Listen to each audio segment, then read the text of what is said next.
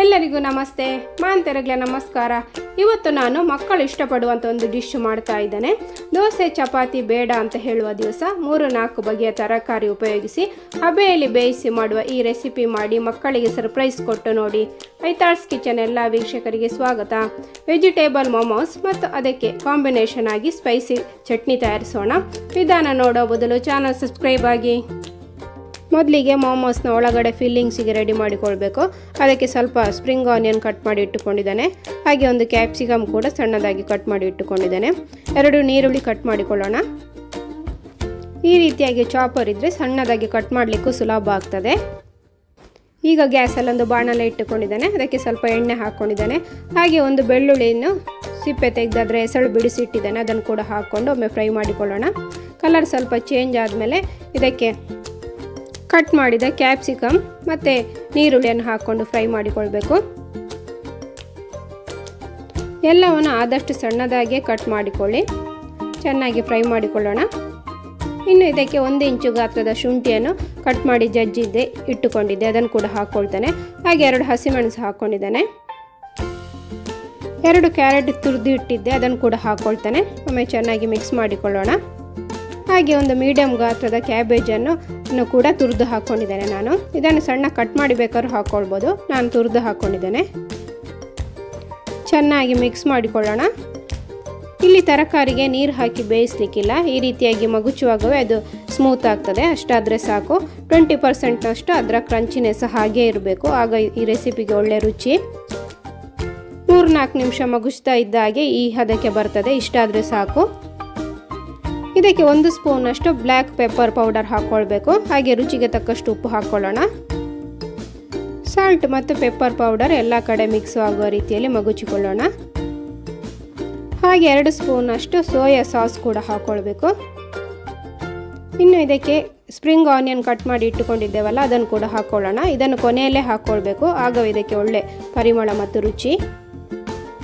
ಕೊನೆಯದಾಗಿ 2-3 ಸ್ಪೂನ್ನಷ್ಟು ಲಿಂಬೆ ರಸ ಹಾಕ್ಕೊಂಡು ಒಮ್ಮೆ ಚೆನ್ನಾಗಿ ಮಗುಚಿ ಗ್ಯಾಸ್ ಆಫ್ ಮಾಡಿಕೊಳ್ಳೋಣ. ಈಗ ಮೊಮೋಸ್ನ ಫಿಲ್ಲಿಂಗ್ಸ್ ರೆಡಿ ಆಯಿತು. ನೆಕ್ಸ್ಟ್ ಇದರ ಕವರಿಂಗ್ ರೆಡಿ ಮಾಡಿಕೊಳ್ಬೇಕು. ಅದಕ್ಕೆ ಮಿಕ್ಸಿಂಗ್ ಬೌಲಿಗೆ 2 ಕಪ್ಪಿನಷ್ಟು ಮೈದಾ ಹಾಕ್ಕೊಂಡಿದ್ದೇನೆ. ಹಾಗೆ ರುಚಿಗೆ ತಕ್ಕಷ್ಟು ಉಪ್ಪು ಮತ್ತು 1 ಸ್ಪೂನಷ್ಟು ಆಯಿಲ್ ಹಾಕ್ಕೊಂಡು ಇದಕ್ಕೆ ಸ್ವಲ್ಪವೇ ನೀರು ಹಾಕ್ಕೊಂಡು ಕಲಸಿಕೊಳ್ಳೋಣ. ಫಸ್ಟಿಗೆ ಜಾಸ್ತಿ ನೀರು ಹಾಕ್ಕೊಳ್ಳಿಕ್ಕೆ ಹೋಗಬೇಡಿ. ಸ್ವಲ್ಪವೇ ಹಾಕ್ಕೊಂಡು ನಿಧಾನಕ್ಕೆ ಕಲಿಸ್ತಾ ಬನ್ನಿ. ಚಪಾತಿಗೆ ನಾವು ಹಿಟ್ಟು ಕಲಿಸ್ತೇವಲ್ಲ, ಅದಕ್ಕಿಂತ ಇದು ಸ್ವಲ್ಪ ಸ್ಮೂತಾಗಿ ರೆಡಿ ಆಗಬೇಕು. ಅಷ್ಟು ಗಟ್ಟಿ ಇರಬಾರ್ದು. ಕಲಸಿ ಆದಮೇಲೆ ಒಮ್ಮೆ ಚೆನ್ನಾಗಿ ನಾದಿಕೊಳ್ಳೋಣ. ನೋಡಿ, ಈ ರೀತಿಯಾಗಿ ಸ್ಮೂತಾಗಿ ರೆಡಿ ಆಗಬೇಕು. ಹಿಟ್ಟು ಈ ರೀತಿಯಾಗಿ ಇದ್ದರೆ ತೆಳುವಾಗಿ ಲಟ್ಟಿಸಿಕೊಳ್ಳಿಕ್ಕೆ ಸುಲಭ ಆಗ್ತದೆ. ಮೇಲ್ಗಡೆ 2 ಸ್ಪೂನಷ್ಟು ಆಯಿಲ್ ಹಾಕ್ಕೊಂಡು ಎಲ್ಲ ಕಡೆ ಸ್ಪ್ರೆಡ್ ಮಾಡಿಕೊಳ್ಳೋಣ.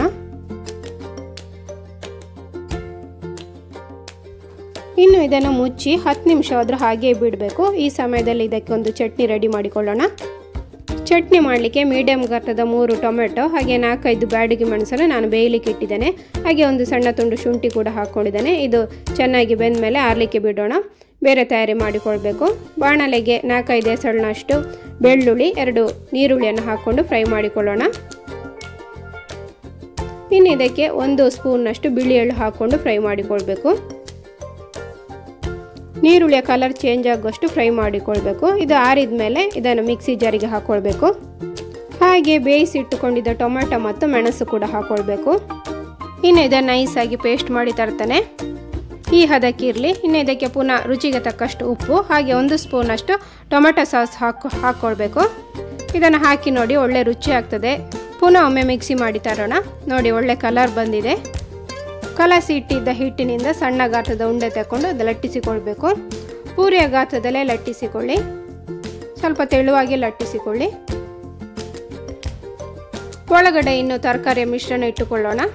ಇನ್ನು ಇದಕ್ಕೆ ಶೇಪ್ ಕೊಟ್ಟುಕೊಳ್ಬೇಕು. ನೋಡಿ, ಈ ರೀತಿಯಾಗಿ ಸಣ್ಣದಾಗಿ ಫೋಲ್ಡ್ ಮಾಡ್ತಾ ಬನ್ನಿ. ಸೀರೆಗೆ ನಾವು ನೆರಿಗೆ ಹಿಡಿತೇವಲ್ಲ, ಅದೇ ರೀತಿಯಾಗಿ ಮಾಡ್ತಾ ಬಂದರೆ ಆಯಿತು.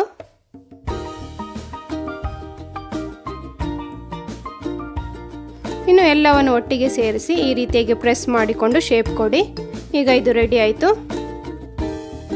ಇದೇ ರೀತಿಯಾಗಿ ಎಲ್ಲವನ್ನು ರೆಡಿ ಮಾಡಿಕೊಳ್ಬೇಕು. ಒಂದೆರಡು ಮಾಡುವಾಗ ಕಷ್ಟ ಅಂತ ಅನಿಸಿದ್ರು ಆಮೇಲೆ ಸುಲಭ ಆಗ್ತದೆ. ಟ್ರೈ ಮಾಡಿ.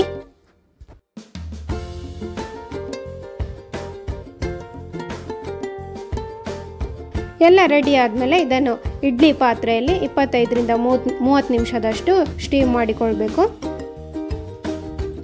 ಈಗ ಇದು ರೆಡಿ ಆಯಿತು. ಇದನ್ನು ನಾನು ಖಾರ ಚಟ್ನಿ ಮತ್ತು ಬಿಸಿ ಬಿಸಿಯಾದ ಟೀಯೊಂದಿಗೆ ಸರ್ವ್ ಮಾಡ್ತಾನೆ.